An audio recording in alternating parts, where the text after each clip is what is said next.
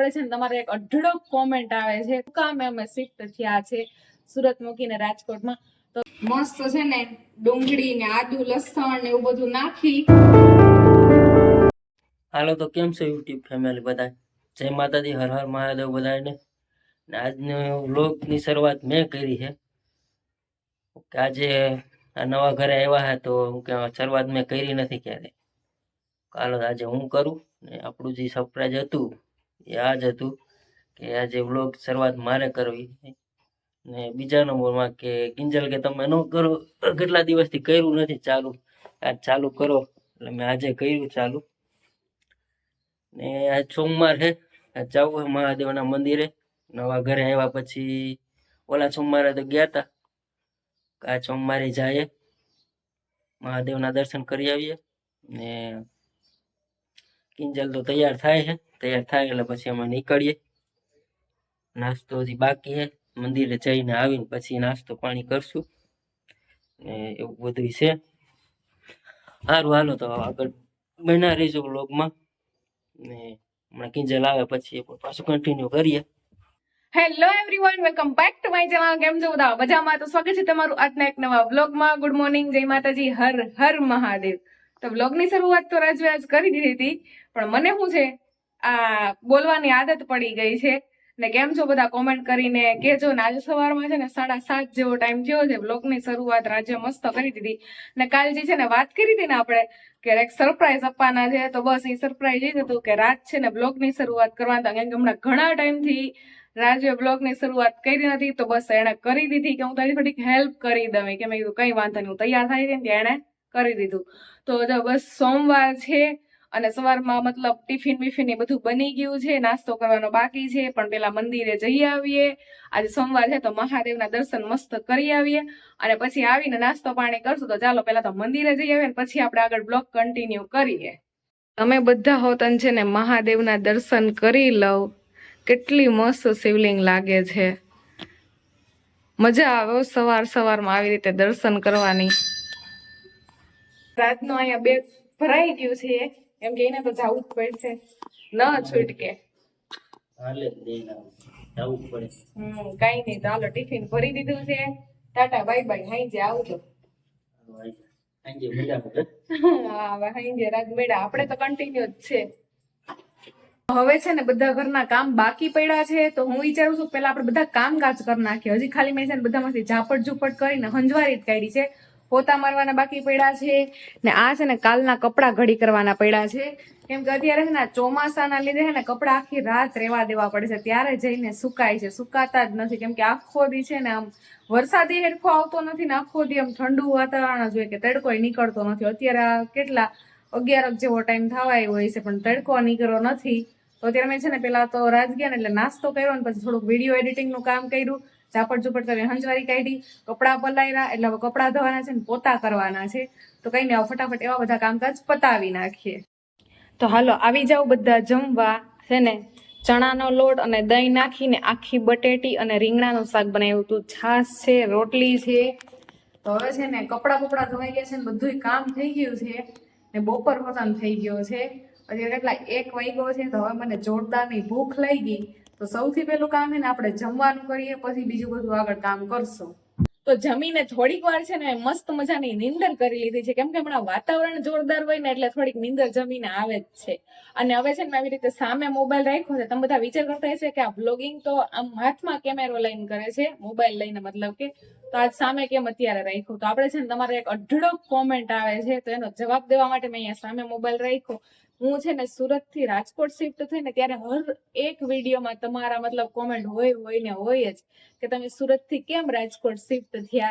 તો મેં વિચાર્યું કે ચાલો બધાને પર્સનલી એક રિપ્લાય કરવો એના કરતા તો આપણે બ્લોગમાં જ શાંતિથી આવી રીતે બેસીને વાત કરી લઈએ કે કઈ રીતે ભાઈ અમે શિફ્ટ થયા, શું કામ અમે શિફ્ટ થયા છે સુરત મૂકીને રાજકોટમાં. તો હવે બધાને ખબર જ છે કે અમે સુરતમાં રહેતા હતા અને 80% લોકોને ખબર છે કે મારું સાસરું કેશોદમાં કારેજ ગામમાં આવેલું છે.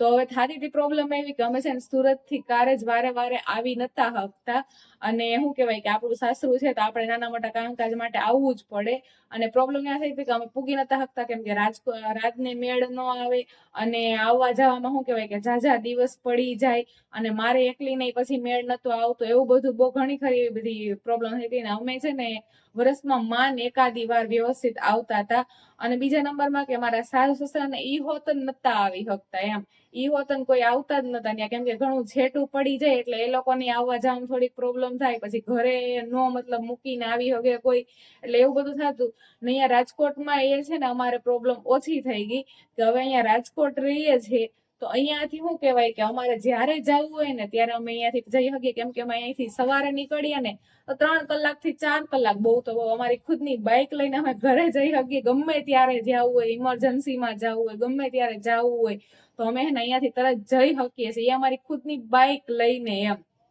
તો એટલા માટે અમે એવો નિર્ણય લીધો કે આપણે રાજકોટમાં શિફ્ટ થઈ જાય તો આપણે ઘરે જવું હોય તો જવાય, અને ત્યાંથી હોત ને કોઈને અહીંયા આવવું હોય તો શું કહેવાય કે એ લોકો પણ સવારે નીકળે તો બપોરે આસાનીથી એકદમ ઇઝીલી વ્યવસ્થિત પૂગી જાય, અને 1 દિવસ 2 દિવસ જેને રોકાવું હોય રોકાઈને પાછા આટો મારીને વહી. જો કે અમે ન પૂગીએ ને તો એ લોકો આવી જાય 2-4 મહિનામાં, તો ઈ મતલબ રીઝન ના લીધે જ, મેઇન રીઝન ઈ જ છે, બાકી કોઈ મેઇન રીઝન છે નહીં.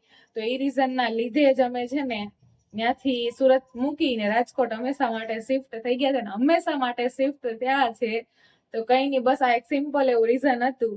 તો બસ હવે આપણે છે ને શું કહેવાય કે આ ટોપિક, આ તમારું કોમેન્ટ 2% આવતો તો એનો આપણે રિપ્લાય આપી દીધો છે, અને હવે મસ્ત વાતાવરણ છે ને મને હોત થોડીક ભૂખ લાગી છે, તો એક નાસ્તા પાણીનું કરીએ.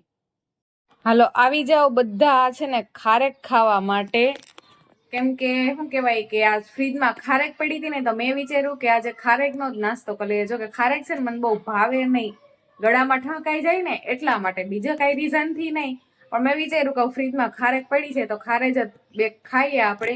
અને વાતાવરણ જો કેવું મસ્ત થઈ જાય છે અત્યારે છે ને, જો કેટલા વાગ્યા છે 5:30 નો ટાઈમ થયો છે, પણ હે ને એવું લાગે કે 7 વાગી ગયા હોય ને, કેમ કે એકદમ ઠંડુ વાતાવરણ મસ્ત થઈ ગયું હોય, સવારનો તડકો જ નથી નીકળતો પણ વરસાદે નથી આવતો, આનું શું કરવું. અને સુરતમાં છે ને અત્યારે અઢળક વરસાદ છે, કાલનો ચાલુ થયો છે હજી બંધ નથી થયો, પાણી બધામાં ભરાઈ ગયા છે. મારી મમ્મીનો હે મને વિડીયો કોલ આવ્યો હતો, મમ્મી કે જો કે વરસાદ છે મસ્ત, મેં સારું, મેં કીધું અમારે તો અહીંયા 4 દી થયા ગયો, મેં કીધું આવતો જ નથી, તમારે આવે છે તમે આનંદ લો ને, મસ્ત મસ્ત કંઈક બનાવીને ખાઓ, મેં કીધું બીજું તો શું કરવું.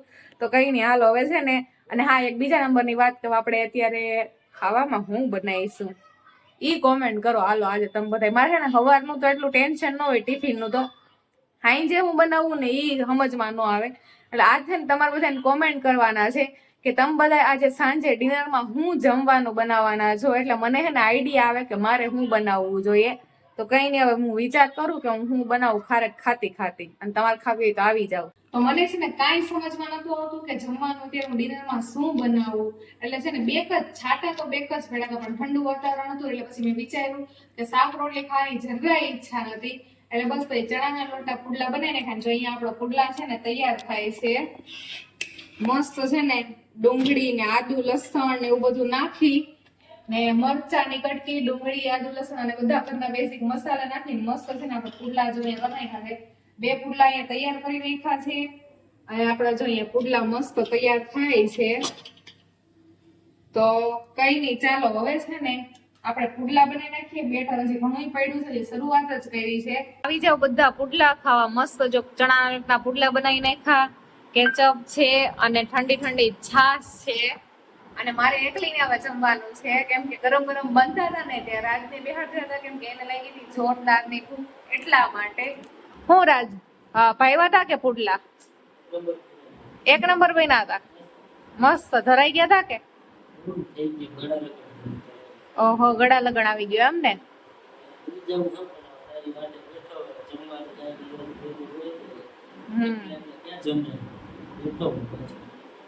કાંઈ વાંધો નહીં, તો હવે હાલો આપણે છે ને જમી લઈએ. હું ચાખી તમને પેલા એક રિવ્યુ આપી દઉં કે કેવા બન્યા છે. મસ્ત બન્યા.